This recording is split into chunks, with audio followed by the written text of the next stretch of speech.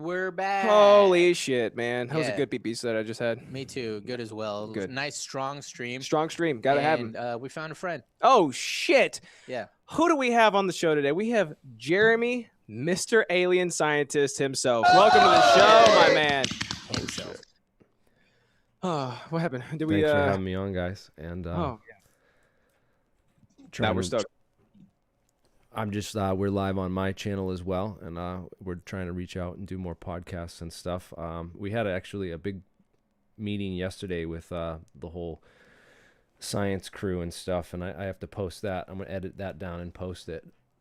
Oh, nice. We got some Q&A and stuff, and I'm gonna do more of those live in the future and stuff. We got email lists going with some of some of the coolest names in the field right now.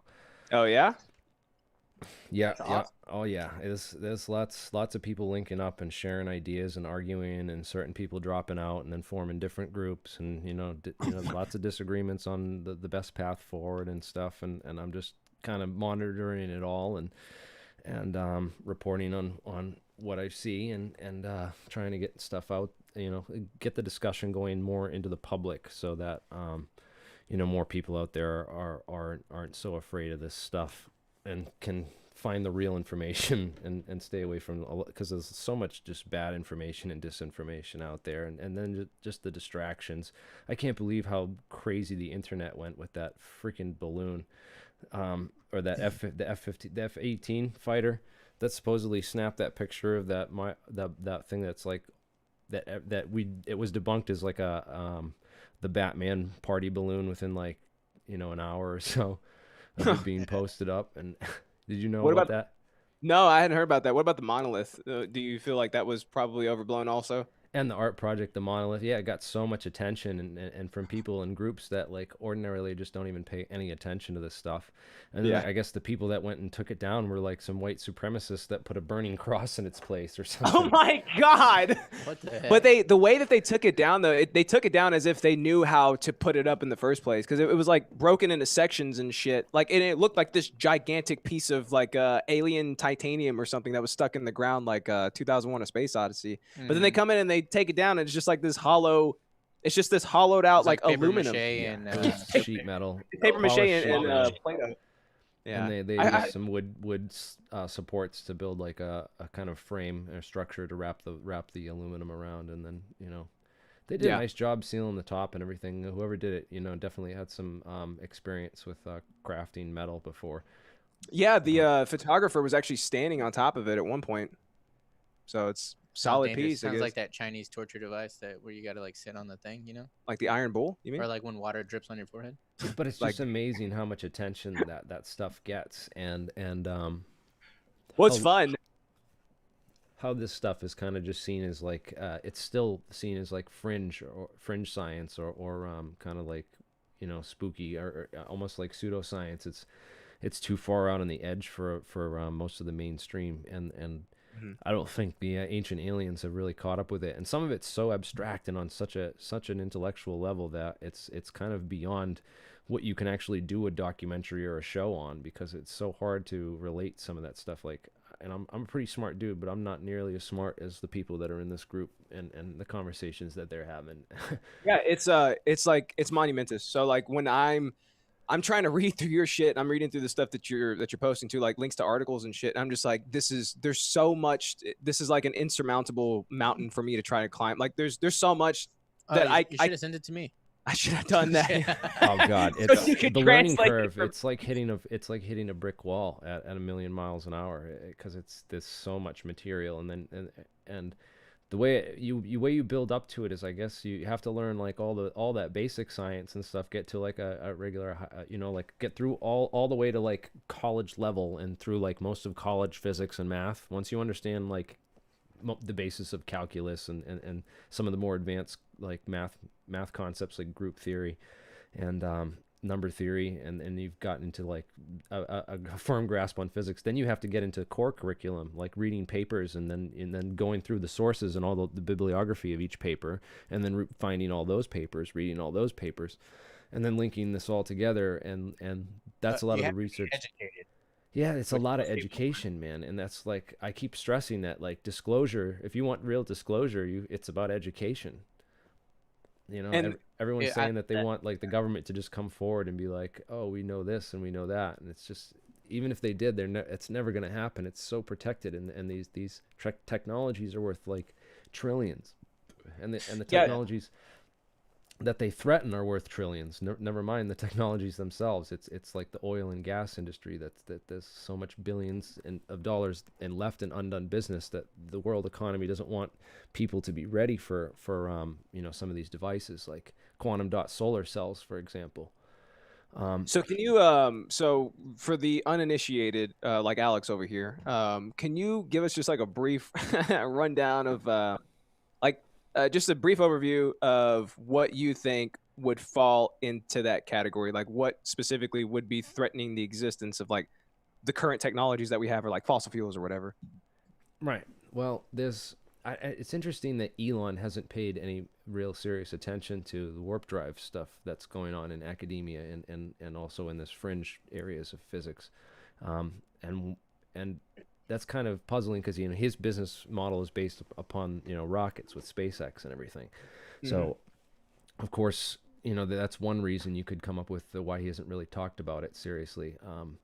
Another one is just the engine. He's not. I don't know if it's so fringe and stuff, and that the people that like when you see like, I don't know. I almost feel like I turn people away from some of this stuff sometimes with the name AlienScientist, because they're like, oh, it's alien, and it's got, this guy's going to be talking about aliens, and he's going to be talking about UFOs, and just believe everything that comes across the field, and that's like. But it's provocative though. You got to provoke them a little bit. You know what I mean? yeah. I gotta provoke a little bit, you know. And it's kind of testing the waters too, because we have to be like, if we're talking about developing the new cutting edge in warp drive technology, like if we're you know, the top physicists are saying that yeah, you know, it's not completely impossible, we just don't have, you know, the materials yet. And what if the material scientists are we're slowly like unlocking that, like just two separate areas of physics that haven't quite connected yet, and and what if we did unlock it? Like, what does that mean for it? Obviously, it means that the space travel, this whole argument for why they can't get here and that we can't go to other planets and that we're so alone in the universe, it kind of fades away, and I might even open up us to like the whole thing that Star Trek was all about with the Prime Directive, you know, like that we're just this sub-warp species, and that once we kind of unlock this core key to the universe, which I think that this is the singularity that, you know, Kurzweil and others kind of predicted or talked about or foresaw coming. It's kind of like this That could be, huh? this merger, you know. Like I was having this conversation. It's like, well, what this technology is 50 years advanced, you know, like what if it's a 1,000 years advanced? How hard would it be to like really do? I mean, the metallurgy might be, and the techniques for building the stuff might come into a more advanced state. Yes, I agree, over years and years and generations and stuff. But we're so close to unlocking like the core of physics, like a theory of everything, like with what Stephen Wolfram started and released like in early January, which has gotten like a lot of flack from most of the physics community. Yeah, because it threatens all their positions, their academic careers, and their jobs if we can build a computer program that does everything, you know, that we need it to do, and all these complicated, you know, calculations that we really have a hard time doing by hand, and you know, we couldn't even do before computers. A lot of the physics that's being done today could not have been done before. You know, we kind of gave the theoretical framework behind the tensors and stuff that was developed, you know, a century ago, by many of these mathematicians, but they really didn't have the number crunching abilities until you know, the advent of computers. So we're kind of approaching this. I believe we're approaching this singularity with like, you know, not just our technology, but just our theoretical understandings of physics, and it's kind of gonna. I really think it's gonna change everything. And Go ahead. I'm sorry. no, go ahead. I want more I was gonna questions. say, so would you say like speaking of prime directives, right? Like, would you say that your prime directive is basically to educate the masses on all of this shit that's just been hidden from them, and that could potentially make the human race better than it's ever been? Is that kind of what your goal is? Yeah, right now, like think of it as like, what if we did meet aliens or they came down? What would they think of us and our civilization? Like This we're is such a scary thought, though. Like, Yeah. what were we talking about? Really Like the Great Filter? Like, pretty didn't- ignorant. What, the okay, what do you great think about that? filter. Yeah. I think like it's crazy that like most of the people you see, they want the village idiot and they just want someone to laugh at. They love failure. Like Failblog is one of the biggest sites out there, and People I love admit it too. I love watching Failblog. I love watching video after video of people failing, and it's almost like we want to destroy the planet for our own greed and Entertainment. and entertainment. It's like we're entertained by it at the same time. But I think there is good in people, and I've been in some dark places too where you're really pissed off at the world and you just don't even care. But like I think like if we did pull together and like you focus on like just productivity instead of like spending the time on the negativity, because there's plenty of negativity that if we can focus on and like talk about in the world. Sure. But I think like I really think the focus now needs to be on how to get out of this pit, and the technology side, it's like a double-edged sword, because I really don't believe the argument for like, well, what if our enemies get a hold of this and then they can do like terrible things with it.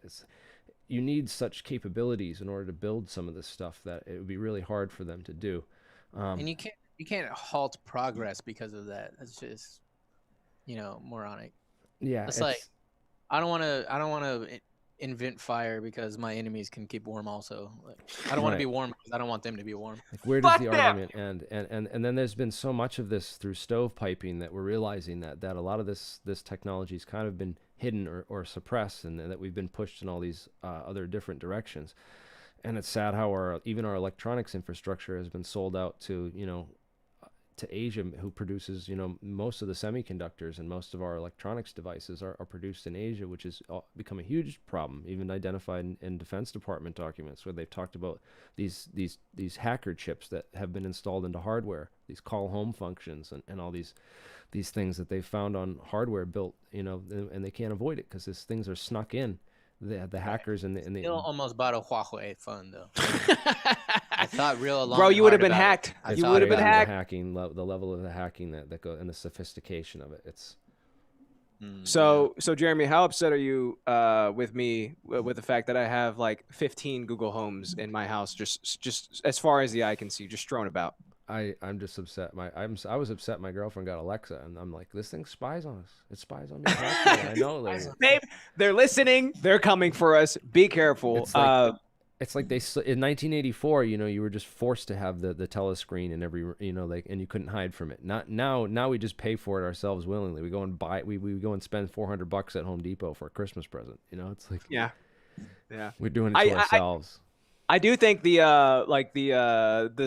sliding scale of convenience and potential being spied upon, or like, it's a double-edged sword. So it's like, if I'm not doing anything wrong, right, which the worst thing I do is smoke weed, and I live in a state where that's legal. So but that's also like, that's the slippery slope argument, right? It's like, well, I'm not doing anything wrong, but it's like, that's not the point. Like, I don't like the fact that they can spy on us, just period, to begin with, but also my comfort and convenience severely outweighs the fact that I could be, well, not that I could be, that I am being spied upon 24/7. I have like the latest model iPhone, like at all times, right?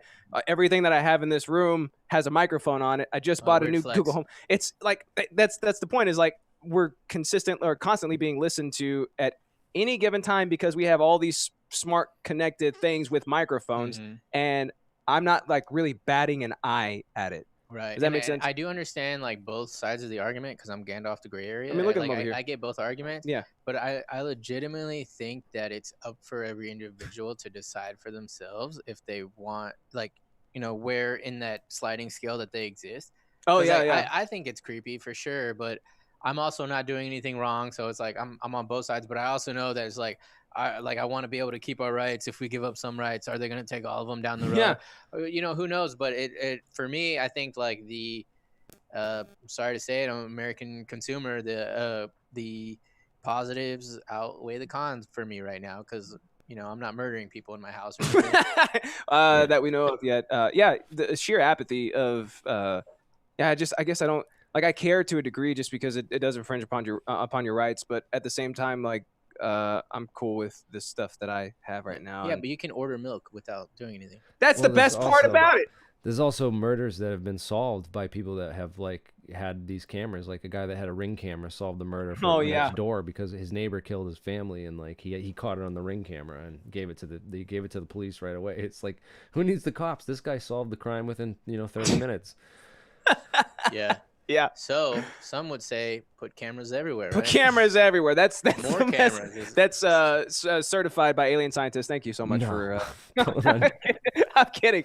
No, but you have to understand like the limitations of the technology itself, and also like that there's going to be a double-edged sword. So it can be used to advantage and it can be used to disadvantage. It just depends on it depends on which side of good or evil you're on.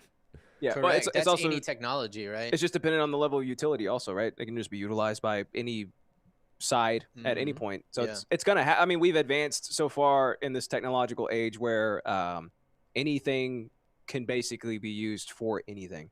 So well, yeah, if also there's the anything's capability. hackable too. So it's like if I get into the inside manuals and I go to a training, get someone who went to the training for this particular product, and I can go and find that information about, get enough information on the product where I can hack it. And there's a guy named Lock Picking Lawyer. I don't know if you could watch that YouTube channel. I think you watched him, right?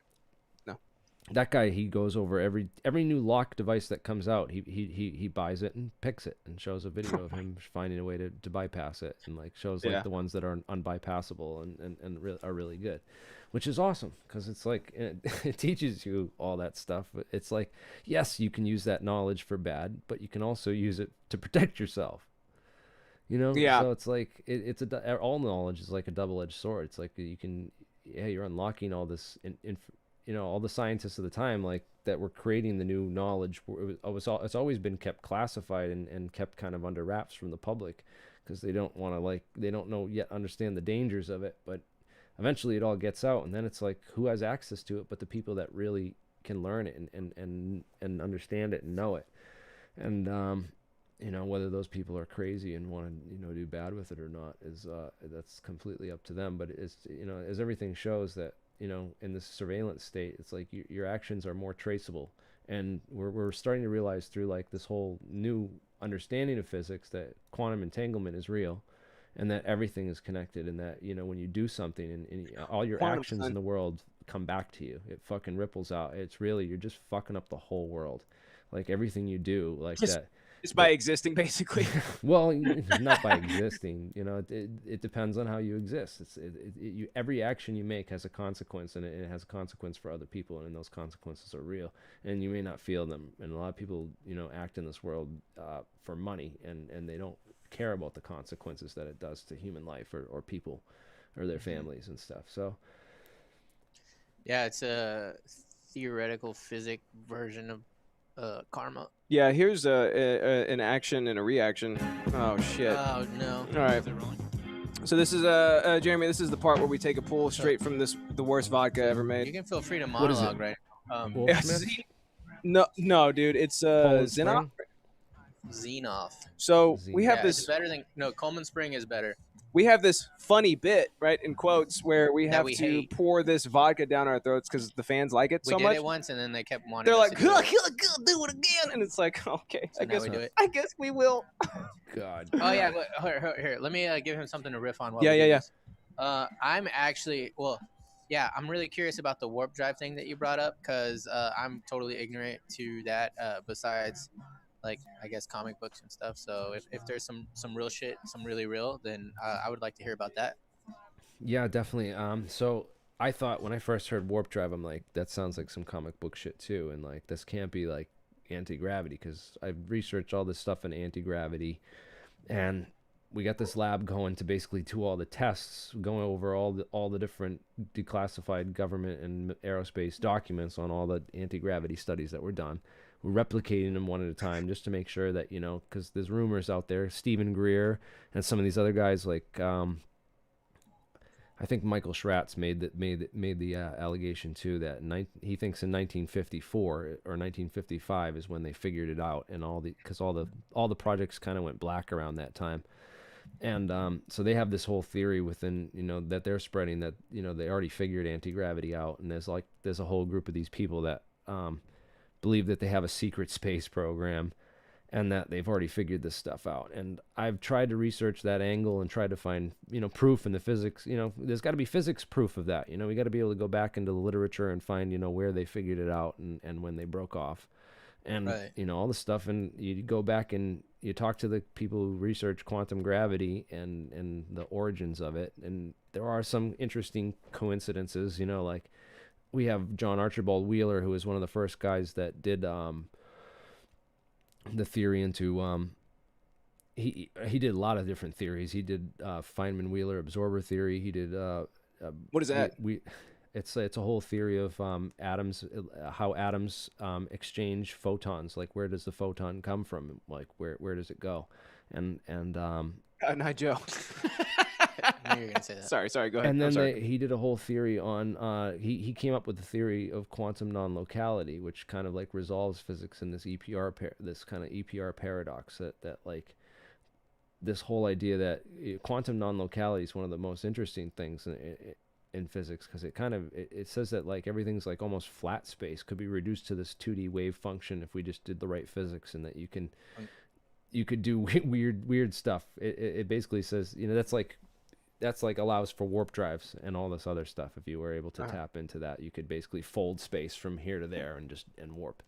And he talks about this thing called the quantum eraser, how like that it like quantum physics takes like two paths and then reverse and then goes back in time to choose one, the best path, like kind of, and you can affect it with consciousness too, which is weird. And then that combined with all he did a lot of classified metals research with Battelle, believe it or not. And Battelle's been under my radar recently, because I've always been looking for, proof of, have we been visited? Are there actual aliens out there? And if there's been artifacts out there, have they been like kept under wraps, or is there like this kind of team or like this organization that recovers them and just takes them, buys them out for whatever reason and suppresses this information, like this whole theory about vaults under the Vatican full of, all the alien crash debris and stuff, the relics of ancient, times that like they worship these pieces of these holy relics, but they're actually like pieces of alien spacecraft and stuff, like weird stuff like that. And then the whole idea that, Roswell was, there's a lot of evidence that Roswell was not a weather balloon, the ice and the dry ice being missing from all the town, like why did they need that much dry ice, the whole presence of all these military, people that came in and were flown in and then flown to Washington right afterward.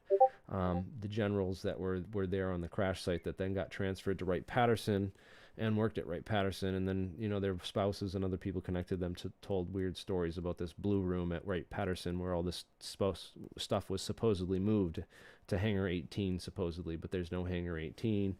And then, it's a big mystery and a big enigma. So just like inconsistency after inconsistency that But it's I looked aligned. up. Like we got Colonel Corso. That was the big book that I don't know if you've heard of Philip Corso, Colonel Corso's book. He wrote this book called The Day After Roswell, and he testified that they had alien bodies and that we started developing all these technologies right after Roswell, like the fiber optic technologies came from Roswell, the transistor came from Roswell, and that also.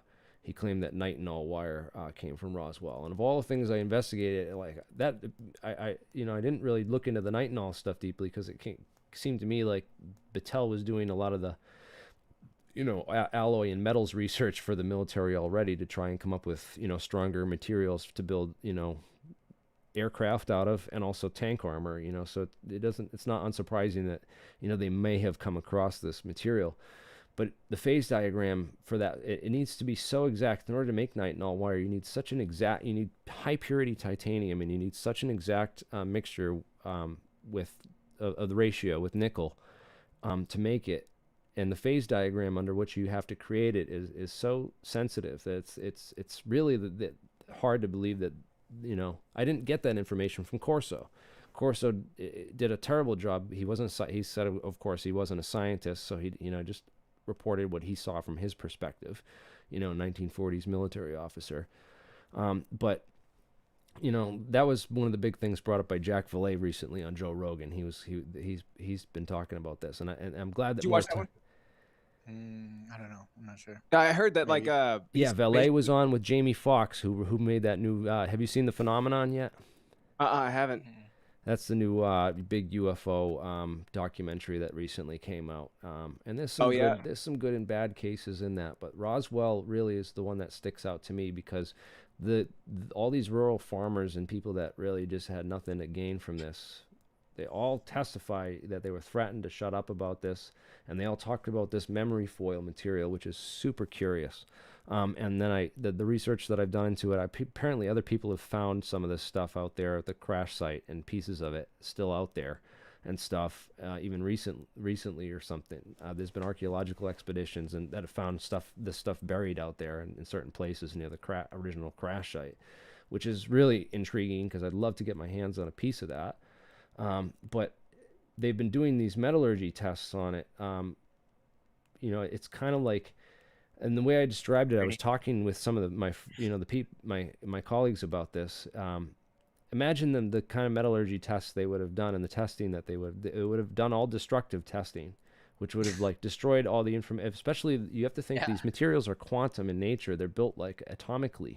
So all the information would have been destroyed by these sort of destructive testing that they were trying to do to kind of analyze this. So they wouldn't have been able to get any information of it. So like, that's no surprise that you read these reports that the early reverse engineering efforts were completely abandoned because they're like, wow, this is just way too advanced. So we have no idea what we're looking at. That is such a travesty that I've never thought about, but it's like as soon as you said that, I was like, that is so true.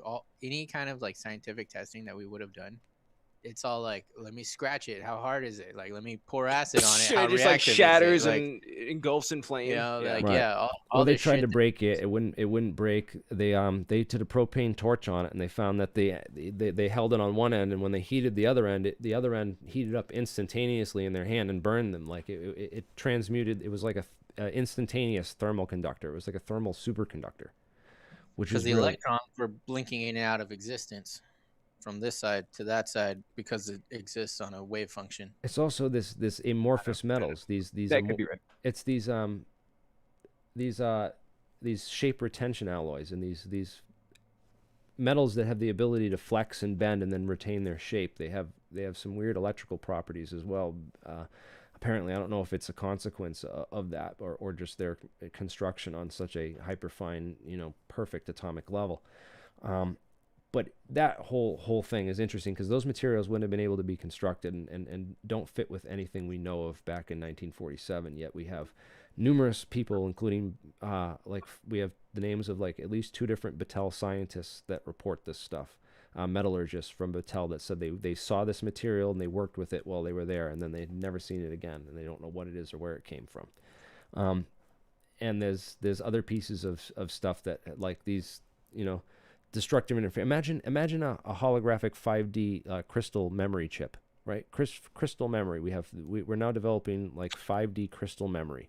I did hear about that. And now imagine like we found like a piece of this and we're trying to figure it out. We'd be shooting it with sparks and trying to read the spectroscopy off it. And it wasn't until the scanning electron microscope was invented in the 60s that they really were able to like dig in and start to understand some of this stuff. But the whole of quantum physics and condensed matter physics wasn't yet mature enough to really put all the pieces together of how this stuff functioned and what's going on. And it's like you're asking the wrong questions to even try to figure it out. Right. So we're at that level now with this closing of the terahertz gap, which is super interesting, where electronics and photonics meet, and that's going to be the bridge when we're able to create photonic circuits and things that work on light waves. And these quantum dots are super interesting too, because there's tons of research going on into these quantum dots and etched metals. They take lasers and they etch these certain patterns, real fine dots and dashes, or even fractals. If you etch fractals into the surface of a metal, it will create like amazing like electrical resonance properties. Like it will be like a 90% more efficient antenna. or something like. I don't think it's 90% efficient. I have to go look up the numbers and stuff, but they have some really amazing like research that's been done into like fractal Just the act of antennas. etching those fractals into it makes it way more conductive than it would have been without them. Metamaterial. It turns like it into a harmonics on metamaterial. piano. Oh, that actually does. It's like harmonics Yeah, on you a piano. simplified it for me. It's like too much air in a balloon. So it's like too much air in a balloon. So on your YouTube chat right now, we got Esoteric Gold. He says COVID-19 is an attempt by the elite to curve world population, transfer wealth back to themselves, and to toxify populations to keep them docile. I actually did want to ask you your opinion on COVID overall. Does this make sense to you? Is this why are you laughing so hard right now? Is this guy, I just love it. It's fucking it's so crazy, like the amount of social disrest and distrust. Like I like the idea of distrust, like if there is a pandemic, like and this thing is as deadly as CNN and everyone else is making it out to be, then we're all fucked. And there's nothing we can do about it. So Yeah. I don't know. Like, I don't know. I think this, wearing masks has definitely been proven science that it like it's undeniable that, airborne pathogens are much less likely to transmute if we all wear masks and stuff. And I'm not like anti-mask by any means and stuff. I think that there's still a virus going around. I don't know about the numbers and the data. I think that a lot of that's been shown to have been manipulated and that it can't be trusted with the tests and the PCR testing and some of the other stuff. It's definitely interesting, the analogies that you can draw. Like there was a virus that was going around in the V for Vendetta movie. If you remember, it was going around at the end, and they were using this virus scare to basically control people. There's also been some interesting, documents about, using a virus and using this whole thing as a psychological weapon of mass manipulation. So there's definitely that angle that needs to be, explored by more people. And there are people, it's surprising because you do have some people in the medical community that are reaching out and saying this, and then they get ostracized and they no longer have a job. And that's the worst part is that job lynch mob 100% of the time. I know, like, it's the field is supposed to be like a sacred thing, but still, like, I don't think that's it's okay. so easy to control like mass groups of people. Is that we need to understand how mass manipulation works and psychology works and social engineering works on a mass level. I think this is a perfect experiment. It's almost like as some people say, one of the things I like is this Milgram experiment. Masks, if it's this guy says, Ray Rivera says masks are useless. If it's as infectious as they were first saying, where like it could be airborne for 3 days, masks are completely useless. If it's airborne for 3 days, you just fucking throw the mask away, dude. Yeah, I heard it was also supposed to be like it's supposed to live on surfaces for like 14 days or something. Right. So if it's that Human beings can't even do that. stable and it's that contagious, then just what's the fucking point, dude? Everybody's gonna get it at some point, and I don't think it's out of the realm of possibility for something like that to be weaponized. I mean, we've all seen Resident Evil, am I right, boys? But like, what do you think are the odds? I think I've probably had it once or twice, already. Think so? It's asymptomatic. You don't know. You don't even know. You could have it and not even know. They say. That's true. They don't even know. Also, if you've gotten it once, if you're immune to it later on, also, because there have been cases where people have gotten it again, like to I the was same watching exact the degree news as before. today, and they're talking about we're just waiting for the vaccine, and we'll all be safe once we get a vaccine. It's like, dude, this is like. It just screams to me like all the big money industries that would profit from this like seem to be promoting it and would have an incentive in this. And even if it's not a conspiracy, like in that general sense of the term, it's just like it's just people acting in their own best interest, and they don't even realize they're involved in like it could be one guy just ringleading the puppet show, and everyone else would fall into place because Amazon's making trillions. No one's shopping in stores anymore. They're all buying shit online. So, like all the big businesses are like that are taking over the economy and going to completely change. And once all these small businesses are bankrupt because of the shutdowns and everything, they need one more shutdown to fully exhaust all their resources. And then they'll be loaned out money to their ass, to pay rent on all their, and everything's going to go into foreclosure. and then they're also putting up these COVID places. The COVID testing down the street has a big Black Lives Matter banner out in front of it, and depopulate, defund the police and stuff. They only test black people first. So like if And- you try to go up there, they're just be like, you wait. I don't know about that, Back but open. they just have a line of cars and stuff waiting outside the place. But it's just interesting that like there's all this left wing propaganda to. I don't know if it's left wing, but they're playing both sides too, because they're playing the Trump people just as hard, and they're getting them all in this anti-mask stuff and going to these rallies and these protests and stuff. So that's spreading and then they spread it to them more. I guarantee they send in their agent provocateurs out there with a friggin' can full of COVID, just spraying it on everyone. Oh shit. But I find something super refreshing about you in general, and it's as Gandalf the Gray Area. I mean, look at him like, over here. Yeah, so a lot of people that we've talked to, like a few people that were maybe a little fringe, right? Where I'm not saying you are, maybe you're not, right?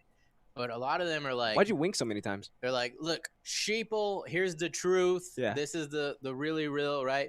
But you're not using like any kind of coloring or flavoring like that. I like how you're saying that, like all of your statements, you're starting with like, I think, or like, I believe, this is my opinion, stuff like that. Like you're sure-footed where you Yeah. need to be, and then And- you're also like cautious. You where you seem need to be too. like equal parts. I'm not going to of- call everyone a sheep, because you're only as woke as like the information that you're subject to, and there's so much bullshit information, and to make people think that they're woke or really understand these things, and they're not as simple. They're not going out and doing real research. They're not like reaching out to these people and talking to them on a personal level and understanding the gears and mechanisms of how all this stuff works.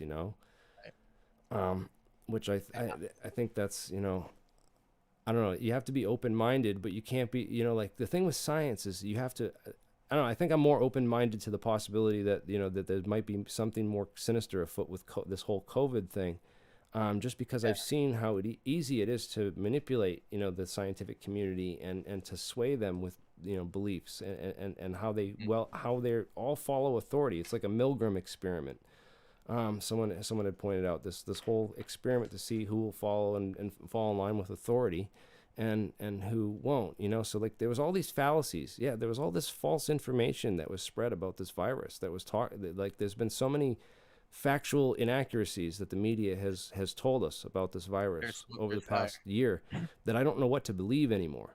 And it's just astonishing that people are all falling in line with this bullshit just because it's scared, and they're like, we're all going to die and we're going to keep us safe. Religious. And these numbers that they're putting out there, they're saying that the death toll's up to thousands, millions now. That they're expecting this to be this is the worst human health disaster in all of human history, and all this stuff.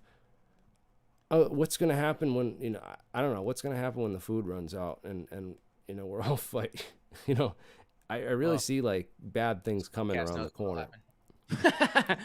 happen. Yeah, Take but Danny like as my wife. the We're going to the woods. bareback them. Yeah, if I was an elite, maybe it would. Yeah, this guy's saying, maybe we're running out of time with the energies we're using and everything, and the best, and that it's a bioweapon that was released by the elite in order to depopulate the planet. Because there's just too many people, and in their opinion, And I see, in my opinion, like, sure, that's a possibility, I guess. But I always think it's strange when people think that 100% that anything is the case. Like, yeah, how do you have so much evidence that you for sure believe this, like, so adamantly? you got to take a stance and hold to it. There's a lot of people that do that, and then like they called flip floppers if they back down on their stance, and they'll double down on their stance even when they're wrong. It's because you change your opinion all the I time, don't change bitch. my opinion. You I don't- change it all no, the time. people- You have no backbone. You people- got no guts, No, kid. People get Yeah, mad at right. me because That's- I don't form a strong enough opinion. I don't form a strong enough opinion, and people get mad at me for it. Yeah. It's not that I don't have opinions. It's just that they're not. You ain't got all the facts. Yeah, like they're not as one way or another as people would like for them to be. It's black or white, right? Yeah, like that's why I'm Gandalf's the gray area. I mean, look at him over all here. day. Yeah. Look at me.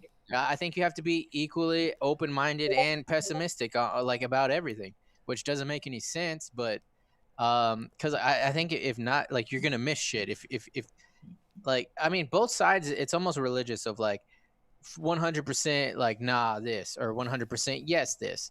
both sides of those, like you're missing something Mm-hmm. by just having just a pure belief in something. You have to just take what you know, and also examining what facts there are, and then sure you can extrapolate, but know that when you're extrapolating that those are extrapolations. People will take some a small amount of what they think is facts, extrapolate on it, and then now that is their truth. And I guess that's fine if that's what you want to believe, but me personally, I'd rather just know that I think that the most probable outcome is that this is what's happening, but I know that I'm drawing that from a bunch of um, extrapolation off stuff that I'm reading, and I can check Right. sources all day and stuff, but I won't 100% know until hindsight has become 2020 whether or not that was the case or not, whether the data that I'm reading is true or false. It's hard to say, and Well, people it's get also really inconsistent with itself, right? So like yeah. there are different sources that you can pull from that are going to Mhm. discredit this one, and this one will discredit this one. So it's hard to say. And even The AI statistics that have been interpreted differently and from AI is only Oh, as yeah. good as its truth tables. for You know, so your truth tables are all your table of all these facts. You know, and the way I look at it is like you shouldn't be taking those as all to be facts. They could be true or false. And they should Yes. have you should assign maybe even a percentage to how true you think they really are, and why, and constantly reevaluate what are called your axioms. So we got Bram Broden in the chat. He's actually he wanted to ask you a question. What's the most logical theory out there right now that sounds crazy? Be anything. It doesn't have to be COVID specifically. It could just be anything. Logical theory that sounds crazy. It sounds crazy. I don't know. Epstein didn't kill himself, right? Like that one. No, that doesn't sound too crazy. That one's certified at this point, basically. Yeah.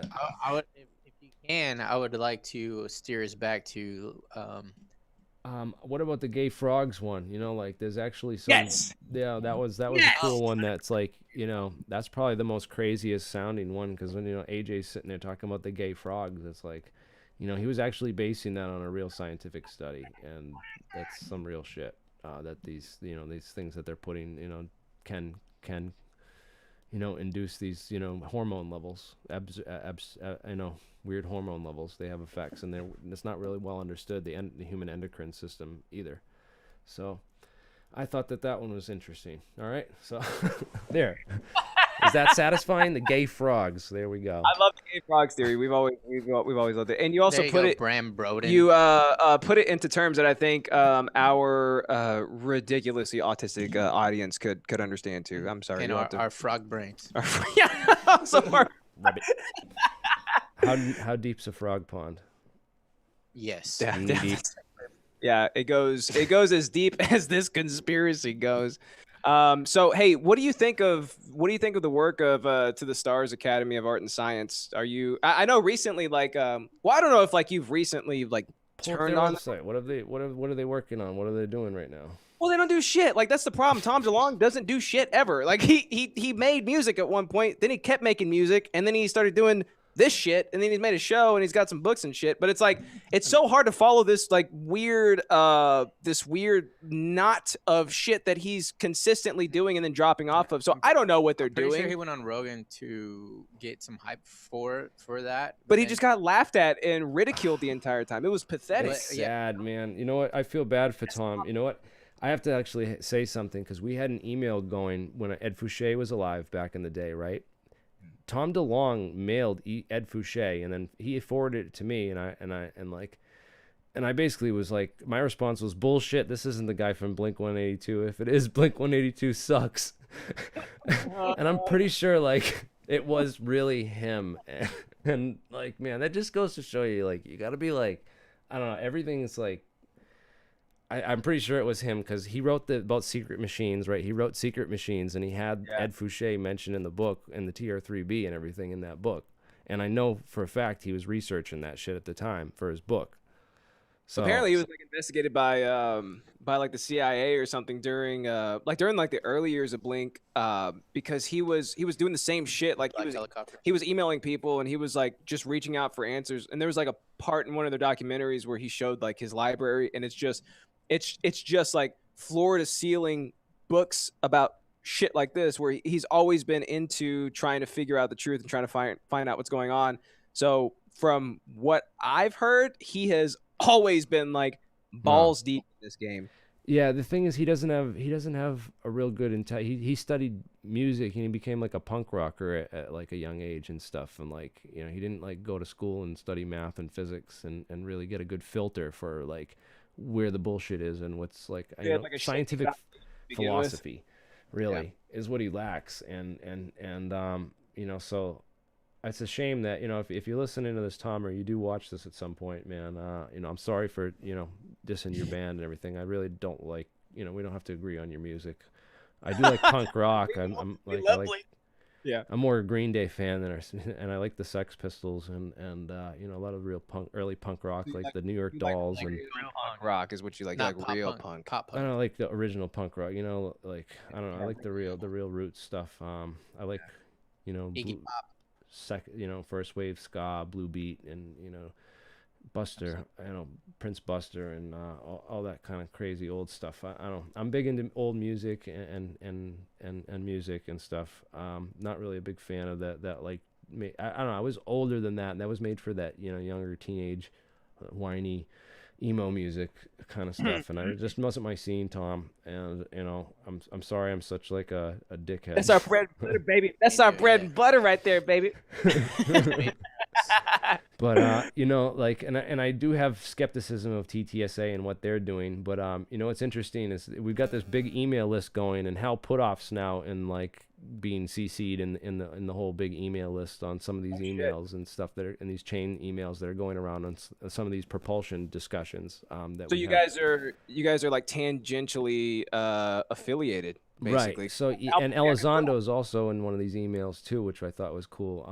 So I got Elizondo's email. I got all these other guys' emails too. Eric Davis has been, you know, writing a couple things. I don't want to reach out to some of these people because I'm afraid quite right. I don't know the right way to do it. But I'm gonna start emailing some of these guys and trying to get them on as individual guests, because any one of these guys getting on as a guest, people are starved for this information. TTSA is not putting out enough. They don't have.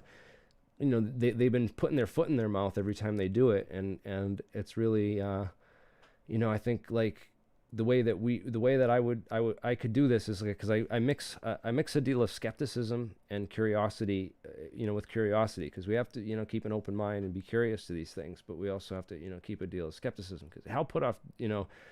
You read his Wikipedia page, and it says, you know, the guy's a Scientologist, and he's been involved with all this, you know, CIA and remote viewing stuff and all this other stuff, that he's basically like the poster child for pseudoscience if you read his Wikipedia page.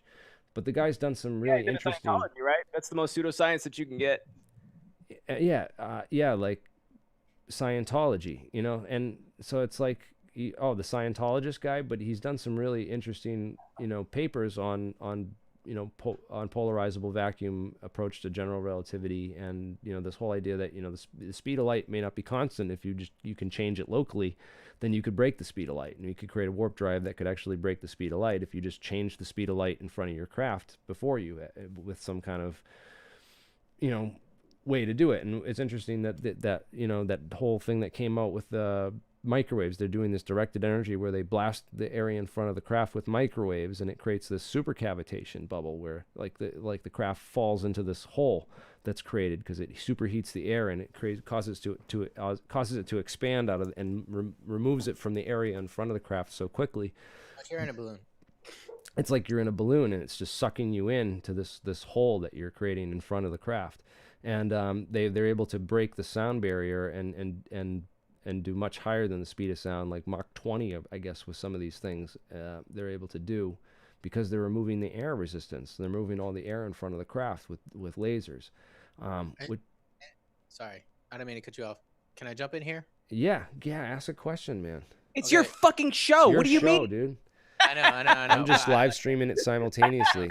Yeah, TTSA is To the Stars Academy. You can go on their page and check out what they're doing. I mean, it's just their scientific page is like, It's so tepid though. Like it's so tepid and flaccid. Like I went there because there's a figure that I know and that I kind of relate to that could potentially like eschew me into this world that I have never given any of my time to.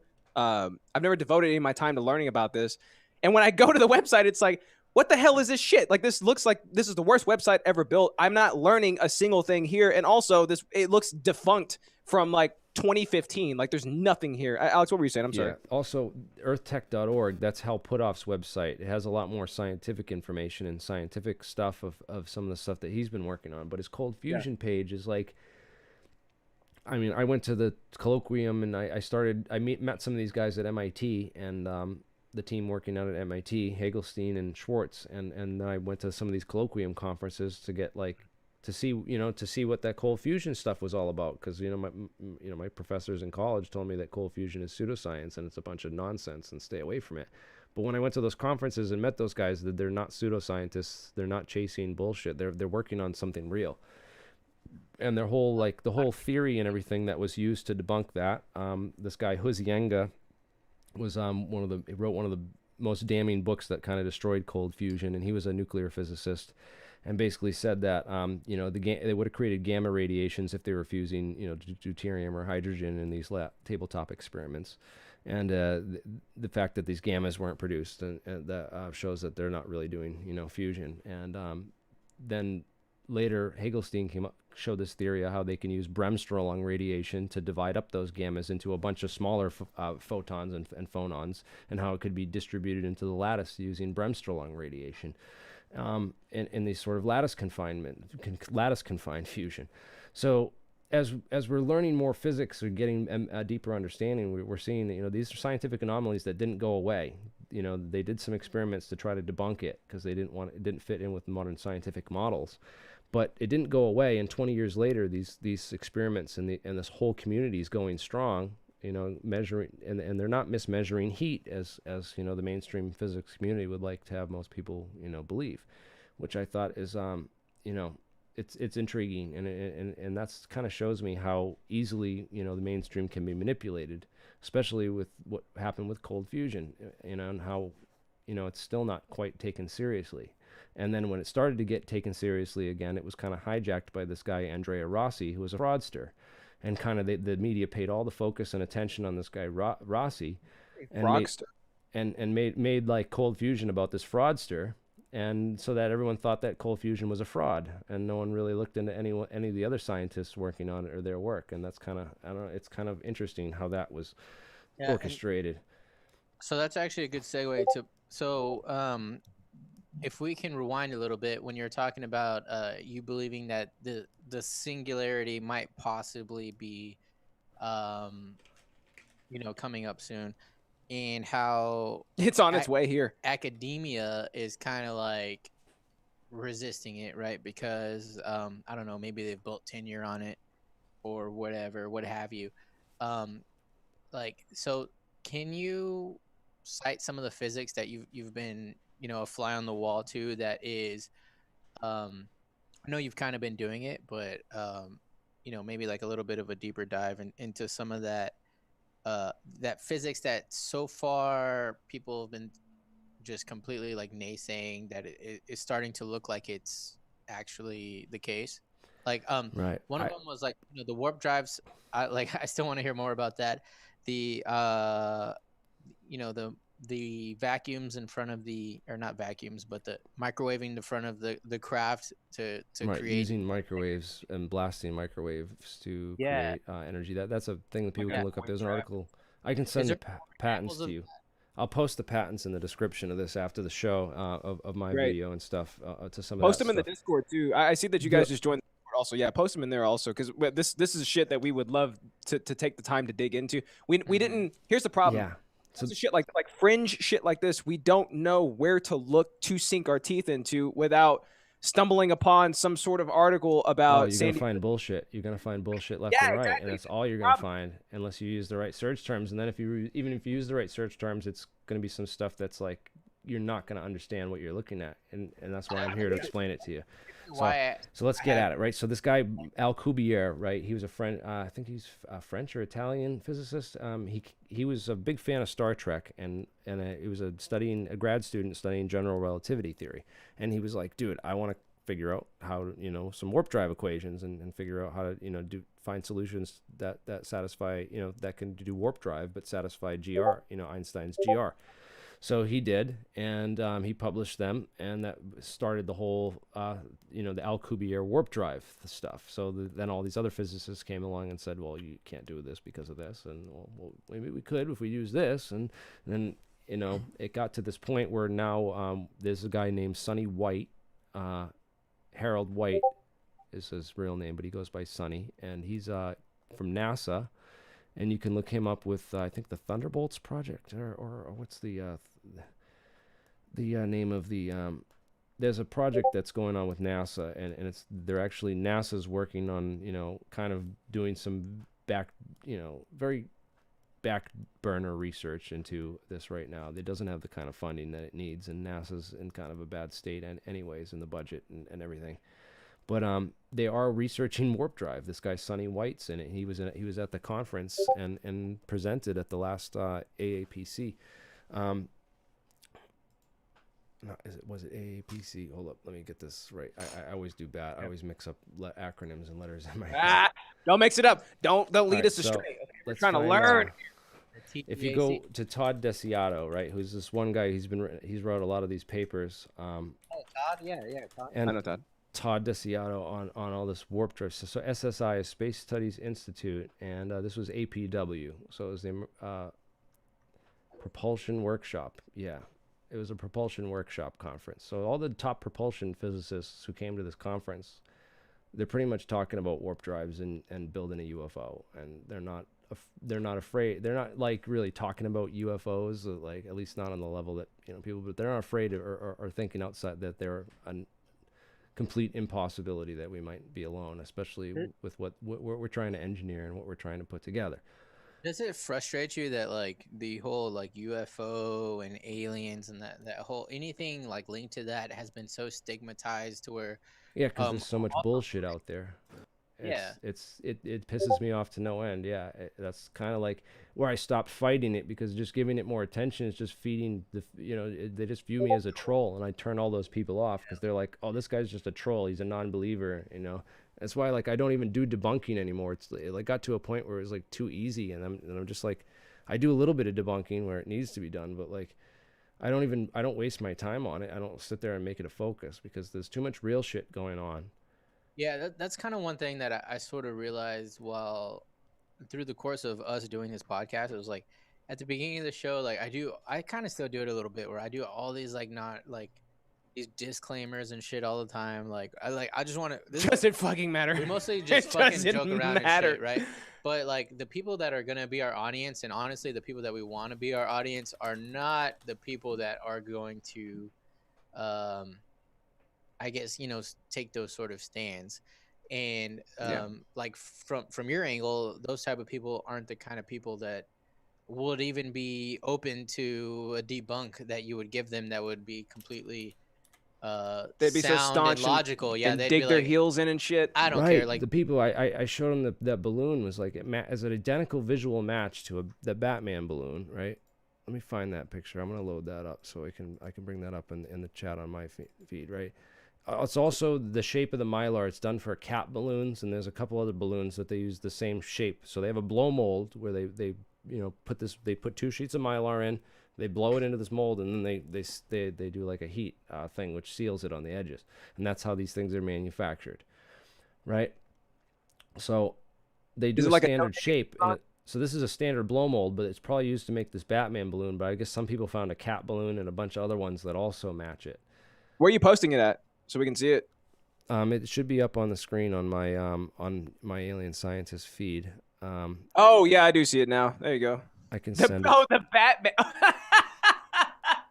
Now I get it. Like I said, I haven't seen this shit before, but Yeah, so I posted that, and then, like, I get people arguing this, like, oh, well, this was at 30,000 feet. Do you know that what Mylar balloon can go to 30,000 feet? And I'm just like, well, high altitude weather balloons like go to almost 100,000, 121,000 feet. Like the top one reached like 150,000 feet or something on record. So 30,000 feet, or 25,000 feet, where these F-18s fly at, is not that out of the question. And they just still don't want to believe it. They're just like, they're fighting me and digging their heels in, and like, you're not opening your mind, And I'm like, dude, like, this is a distraction, bro. Like, this is not. That's literally a Batman balloon. Look at that. Yeah. Hey. But the thing is that a real credible guy, like a guy who I was starting to feel had credibility, like Tim McMillan, is the guy who posted it. And this guy, Tim McMillan, there's a lot of tabs you got up, dude. Yeah. Oh, you got our website up right there? Oh, that's badass. Thank you so much for doing that. Yeah, this is their website. You guys can go check that out. I'll post some links up in the description. That's sweet of you, man. That's sweet of you. You guys cross promote. But wait. This more like man, I got too much shit open. But Tim McMillan did this UFO F-18. Probably search for that, and you could probably find it. You're on fire today. Let's see this, dude. So this the drive. So okay, so wait, hell, that's the guy from Rise Against, I think. No, I'm kidding. But so this is somebody that you've been looking up to, and then he posts shit like that. How devastating is that for you to see? So I love System of a Down, and when I heard that John DeMaio was like this massive Trump supporter, I was like, oh man. Well, he's also connected with this guy MJ Banias from Vice, who helped promote this. And this is a guy who's like he's the UFO like reporter for Vice, big media outlet like Vice, and he's like their UFO guy, and he like talks shit about me constantly. He promoted this friggin' balloon thing, and so I harassed him daily on Twitter. Great. And, hey, MJ Bananas. We'll find MJ Bananas. Yeah, MJ Bananas. We're going to tweet at him. We're going to get the entire fan base at him, too, because anybody that messes with friends of the show messes with us, okay? Well, I just want him to report on real shit, and he's like, like, he's like, you're sitting here talking about anti-gravity, and you want people to take you seriously. I was like, it's because of fucking assholes like you that they don't, like. But it's also Vice, like of all places. Like it might as well be BuzzFeed. And he's worried about people taking him seriously by reporting on like real science shit when he's reporting on a fucking Batman balloon. Come on, guy. Hey, I was gonna ask you, what is your thought on the Black Knight satellite? What is that? The Black Knight satellite? I feel like I'm meeting my hero, and I feel like I'm meeting God, and I finally get to ask him like all the questions like that have been permeating in my mind for my entire life. It's like, hey, what does this mean? What is this? What is the Black Knight satellite? Because this was one of my interests on the show one time, and I was like talking to Alex. I was like, look, it looks like this. I don't know what it is. It's something in space. Look at it. I've never heard of this one before. You've never heard of the Black Knight satellite? No. Knight satellite. I'm sorry. This is cool. Look at that. I love when I hear about new shit, man. This is great. This is why I got to reach out and do more of these podcasts, dude. Hold on a second. Did we just teach alien scientists about something that you never heard of before? What the hell? We did it. I wouldn't say I think I have heard about this, but I just never looked it up and looked into it. You're busy looking at other probably really important things. But look at this, dude. This nugget floating. Does it give off any like signals or anything? Yeah, it sits there menacingly. Electrons, but when you observe them, they disappear. That might be so I do this thing where I bring in like real shit that happens, and then I fabricate it as much as I can to make it sound much better. Within the confines of my mind, I don't remember the tapestry that I've woven. So yeah, it's this weird, like it's almost like driftwood floating in space, and I don't know if it's like satellite wreckage or what it is, but or like a fragment of a comet or something, but it looks strange as hell, and it's been captured on camera like multiple times, like orbiting the planet. So that's crazy. It's weird, right? This is where Tom DeLonge was born. So Jeremy, we probably should have prefaced before, like in the pre-stage, but just a little something about our podcast is the reason why we called it idiotsyncratic is because we're kind of like that whole jack of all trades, master of none. Like we know a little about a lot, and when we were making our podcast, we knew that it was going to be a detriment to not have a niche. Like it'll be a detriment to our growth at least, but we didn't really care because we want to just talk about the things that we're passionate about, and About literally anything that interests we're us. passionate about too much shit. Music, games, anime, you know what I mean? Aliens. I have I that don't know. problem Hey, too, it could be man. whatever. Like, just literally anything. Like my interest for the day is Netflix raising their prices. You know, last week I talked about the fact that I want to try hard at life because I haven't been trying that hard. Well, I mean, I've been trying hard at like raising my daughter and stuff like that, who's a little baby. Yeah, but Netflix raising their prices is way more important. Way more important. But it's just kind of anything, right? So we do, like, I've always been super interested in quantum physics. Physics. But I'm starting to get drunk a little bit. But Dude said he's got 4. I understand it about as much as the next guy, you know, which is not fantastic. I wish I could say that I think I understand some of it okay, but a lot of it I don't know what the fuck. But that's why like shit like this is so interesting to me. It's probably debris with the Black Knight satellite, but I'll let you know that as soon as we get a craft, space.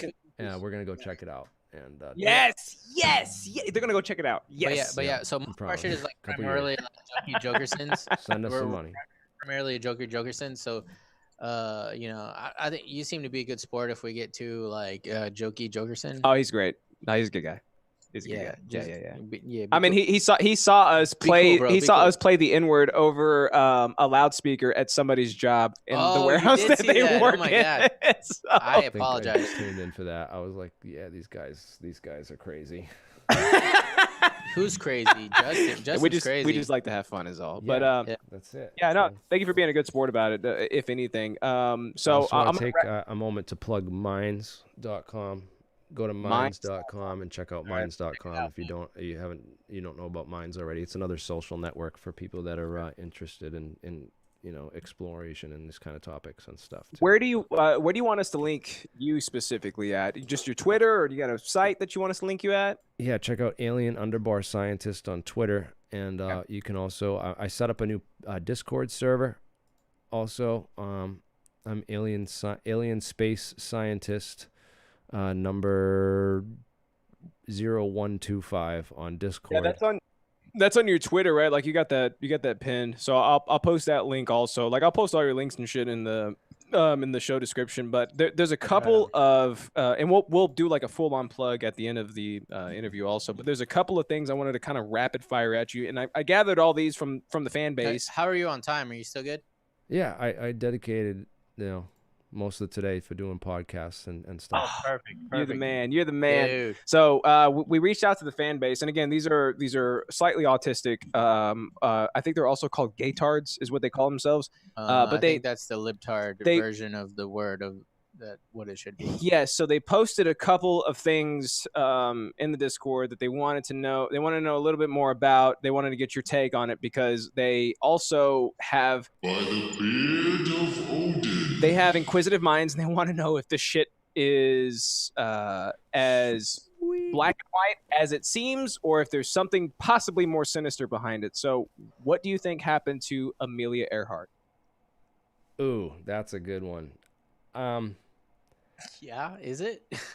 Bro, she just disappeared. Like the last thing I heard was that she Yeah. possibly crash landed on an island and survived for like another month or two or I whatever. I know, was- but that's like tabloid news, and it's Like, there whoa. wasn't like a real strong case for it and stuff. And there was also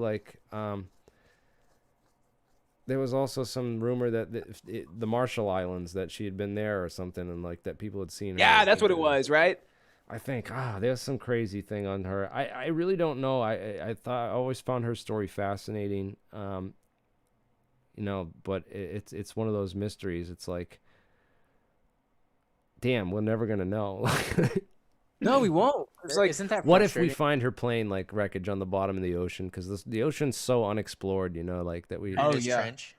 It could be in the Mariana Trench for sure. Yeah, like nothing has been found up until this point. Like it's literally just theories out there. But Right.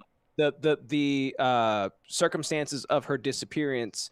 Do you think there's something more sinister behind the fact that she probably just veered off course a little bit, ran out of fuel, and just crashed into the ocean? Because she was a woman. Well, what happened to that? Because she was a woman. Because she was a woman, right? Yeah, maybe it was a conspiracy against, the feminist movement. Like, we can't let these women, have their rights, Welcome to the show. Welcome to the show. Yes. This is it. I like where you guys are going. Thanks, dude. Your conspiracy theory. She was taken off on purpose. Like the Titanic was sunk on its maiden voyage to kill like the people opposing the Federal Reserve. Because it was called the maiden voyage. That's why it sunk. Voyage, yeah. Yeah. Maiden voyage, yes. Crack a smile at him. Let me. What was this? I was gonna bring this up as an interest one time. What? So you know how people kept wanting me to do Greek mythology corners. So one day for like it was you remember when Ghostbusters came out, the girl one? Yeah. The girl Ghostbusters. The best one. I was gonna say like so Greek mythology, right? You'd think it's like the most like masculine, right? But there was a bunch of badass bitches in Greek mythology. Oh yeah. I was gonna like bring that up as a whole interest and just talk about like Chun-Li. She's one of them, right? But I didn't want to sound like I was like, I don't know, SJW feminizing women. So I was like, nah. Let's see. David Z on your stream chat says, I believe she was captured or truly lost. How would she be captured? Would she be siphoned out of the plane? She could have been captured by aliens. Hey, do the thing. Oh, I do have a button for that. I'm so sorry. This is how unprofessional of me. Yes, I think she might have been taken by a UFO. You know what? If I could just sit down and say that, I could probably get on Ancient Aliens or History Channel. You know what I mean? Bro, I believe it. All you have to do is sell your soul. Yeah. And then you can achieve widespread acclaim and recognition. And can I be honest, Jeremy? I thought that's what we're getting today because Justin is such a giant troll that like we've had a bona fide racist on the show before who came to us to talk about like the statistics of racism and all this shit and the virtues of it and some weird shit and all this kind of thing. So I honestly I was unfamiliar with you. And what did I get myself into? I was assuming a fun time. That's what was gonna happen, right? Here's the thing. So like, I'm actually like really refreshed right now. I like this guy. So like, this is good. It helps me bring this stuff and talk to it on like a human level, like on a more like regular level, which needs to happen. That's true. More. When you can assume we're idiots. I mean, like that again. Like Alex said, that's why we kind of titled the show that, so we can learn as much as we possibly can, while also acting like complete morons at the same time. But yeah, like I like it. Learning shit as we go, as we go about our lives, and as we do this show. Like there's so much shit that you've been posting that I was just like, I never even heard of this before. What is this? What does this mean? Yeah, and like I mean, some of the physics stuff I've sort of been trying to like loosely pay attention to, but I mean that stuff is hard. It's hard for me because I'm learning it from other people too at the same time, and then like I get some of it wrong sometimes, and then I mix things up in my head. Like I when I learned about the Carbonado diamonds, I was like, oh, it's carbon 13, which is one away from 14, but somehow I mixed it up in my head. So on the first show I did about it, I was saying carbon 15, and some people were like, no, and 14. So it's true. 15. Stuff like that. I mix it up. I mix stuff up in my head too. So I'm not perfect. That's why giant treasure trove of shit. We have the luxury of just being like a fucking comedy podcast. So all the science we spout is just supposed to be wrong, pseudo intellectual, and also we get called out like on a weekly, I'm sorry, on a daily basis in the Discord. And we're just like, oh yeah, I guess we messed that up. Like, I don't know if you kept seeing us do this thing, but it's because like one time on the show we're talking about something being quantum, and I was like, it exists on a wave function. Yeah, we're quantum. It's a wave function. Now we just do that every time somebody says quantum. We just go like that. He goes, yeah, it's a wave function. Yeah, we just go like that every fucking time. That's called getting your shro on, like Schrodinger. Yeah. It's funny that you're rhyming with the next thing. They were asking also, what are your thoughts on the Vril? The Vril. Oh yeah, that whole thing about the cult, right? The Thule Society. Yes, yeah, it's supposed to be like there's like a society of creatures that are holding the planet up, right? Like if you I guess it kind of intersects with like flat Earth, but Oh, like that's you, that? I you thought go it over the was- edge and it's like there's a society of these creatures that are keeping the world propped up or some shit with no ground beneath them. Yeah, I don't know about all that. You know, like I think that Hitler was looking anywhere he could for secret information, and he looked into some of those secret societies and some of the esoteric, you know, occult knowledge to see if there was anything there. You know, and I've met some of those people and stuff, and like, you know, I got a couple people that have sent me like some occult scriptures or things and tried to, you know, can you make sense of this? But it's like I don't find any of the as much rich answers and stuff in there as you find like reading papers and just going through the bibliographies and the scientific literature and, you know, really getting into that stuff. But it's like that stuff requires like real effort to get to that level where you're able to, you know, when I was an undergraduate reading some of those papers, nothing made sense to me. I didn't know any of the words, and like I couldn't get two sentences, you know, in before I was just like, you know, just Googling just these words to try to figure out what they're talking about. But as you gain more familiarity and you gain more knowledge and more disclosure, you're able to see more, you know, and that's an interesting thing. I like talking about consciousness too, and like how the human brain works, because it's super interesting that like it's kind of like, have you guys ever taken psychedelics before? Mild ones. Like Wait. what, heroin?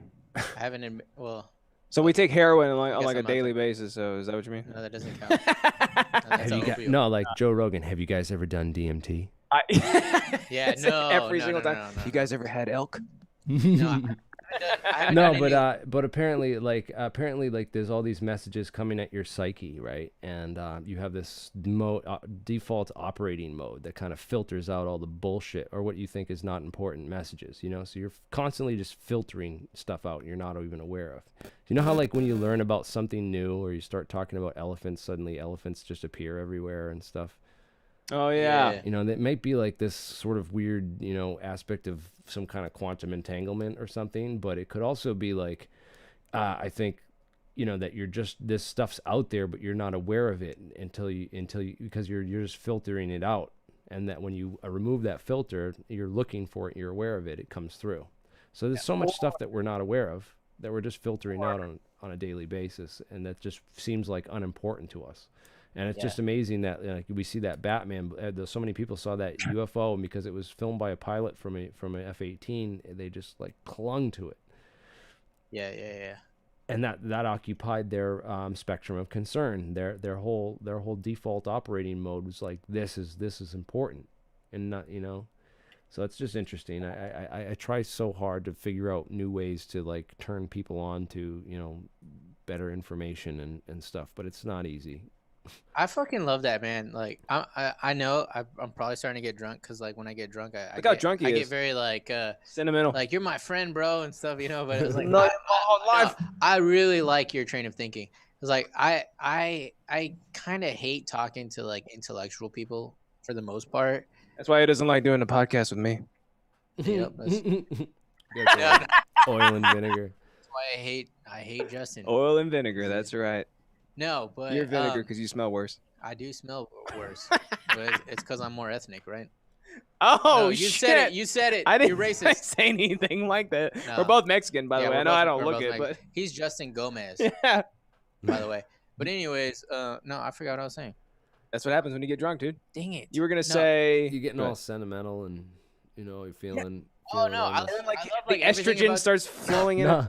No, he was talking about like the intellectualism, you know, like where it's, you know, it's not a goal to be the smartest. It's like we're all on a path to just try to learn, and you know, like Exactly, dude. That's what I say about jujitsu. It's your best friend over here, I would dude. see it. It's your best friend over here, man. Yeah, no, seriously. I love I like- being wrong, and I love admitting to like fucking something up, and you know, like the best way that a fan could ever honor me would be to like put together like a whole compilation of everything I've ever gotten wrong and corrected me on it. You can Oh learn from it. yes.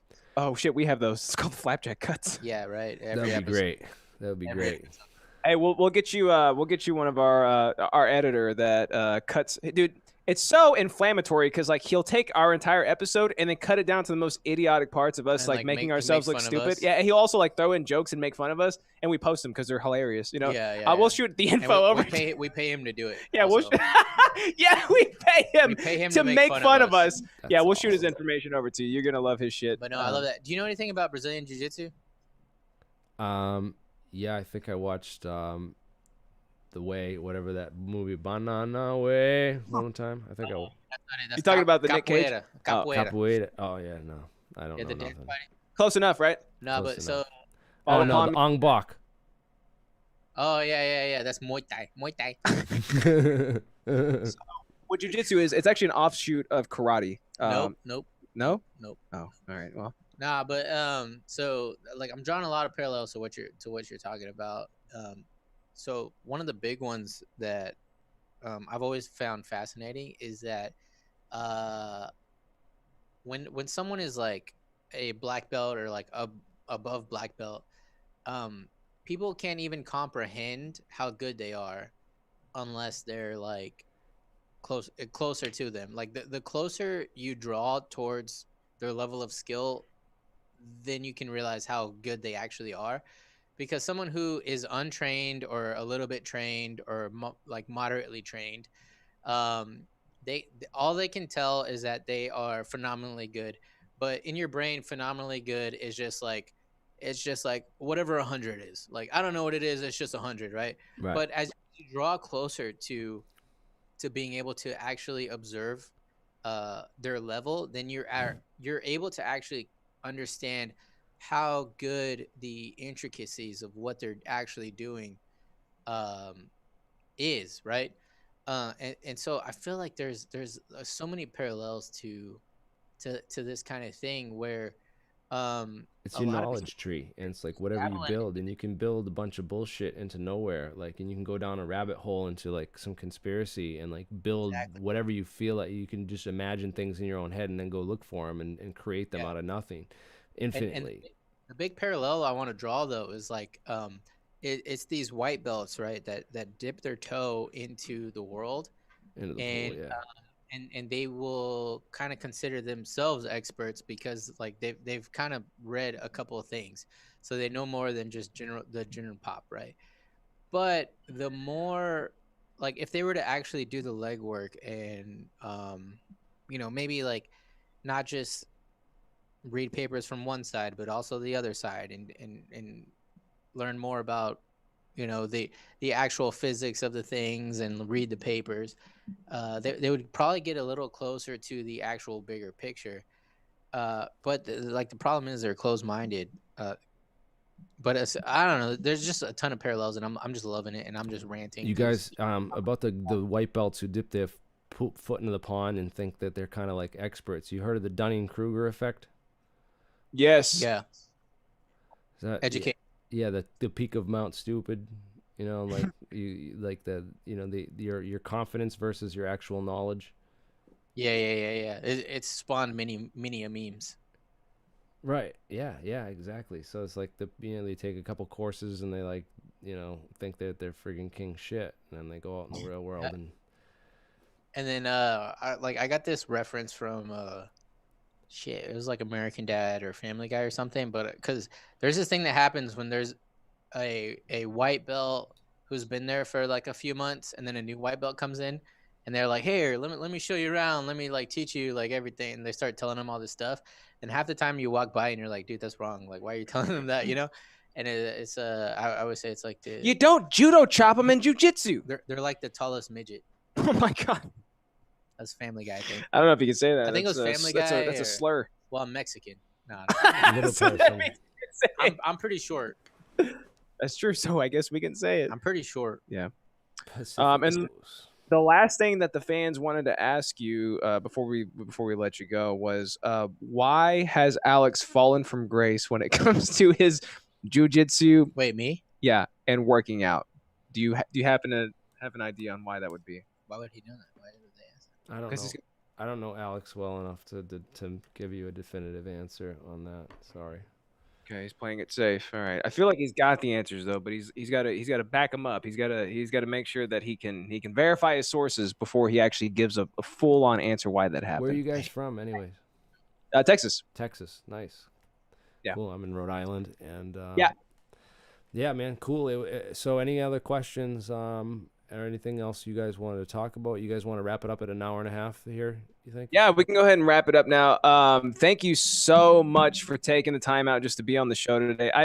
I've been trying to get you on for a while now. Our editor Flapjack, also, who's I guess technically our producer too, has been trying to get you. He's got very broken English, so if you had some weird little Netherlands boy reaching out to you saying, "Hey, can you come on the show?" and it didn't make any sense, that was him. That was our first attempt at trying to get you on, but I'm glad we actually got to carve out the time today to have you on. And you're. Can we just say also that like, I mean, I've found everything you had to say pretty awesome. So I'm gonna go ahead and give you an open invite if anything comes up that you just really want to talk about and you want to get on here, and you have a open invite for it's a future mouthpiece for you, because open invite just anytime you. Yeah, thanks for coming on and giving us the lowdown and entertaining people. Hey, everyone on Alien Scientist, stick around. I'm gonna go and take like a half-hour break, and then I'm gonna try and get some other guests on. So hit me up on Discord, and I'm also gonna try and get some of the other people on that the usual guests on for a little update and a little discussion. So we'll see if we can't get it. There you go. Hey, what's your YouTube channel called, by the way? Is it just Alien Scientist? Alien Scientist on YouTube. Yep. Just search for Alien Scientist, one word. All right. We'll throw up all your links, but thank you so much for your time. Like I said, you're welcome back anytime, and hopefully the stream goes well after that. I'm excited. Hell yeah. We'll tune in after we're done with the show for sure. If you're still going.